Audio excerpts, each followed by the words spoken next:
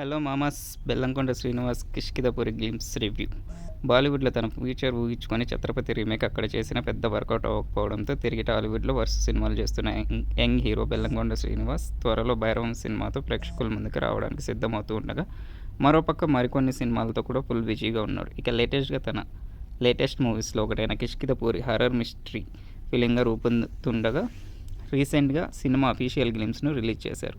సినిమాలో బెల్లంకొండకి జోడీగా అనుపమ పరమేశ్వరన్ నటిస్తూ ఉండగా, వీళ్ళ కాంబోలో ఇది వరకు రాక్షసుడు లాంటి సూపర్ హిట్ మూవీ రాగా, ఇప్పుడు ఈ మిస్టరీ కాన్సెప్ట్తో వస్తున్న 'కిష్కింధపురి' మూవీ గ్లిమ్స్తోనే ఆకట్టుకుందని చెప్పాలి. ఇప్పుడు కథ పాయింట్ ఏమీ చెప్పలేదు, కానీ గ్లిమ్స్లో కొన్ని తలుపులు అస్సలు ఎప్పటికీ తెరవకూడదు, కొన్ని శబ్దాలు ఎప్పటికీ వినకూడదు, అలాగే కొన్ని చోట్ల అస్సలు ఎప్పటికీ గుర్తుండకూడదు అంటూ డిఫరెంట్ టైప్ ఆఫ్ గ్లిమ్స్తో మెప్పించగా, పెద్దగా గ్లిమ్స్లో డైలాగులు లేకపోయినా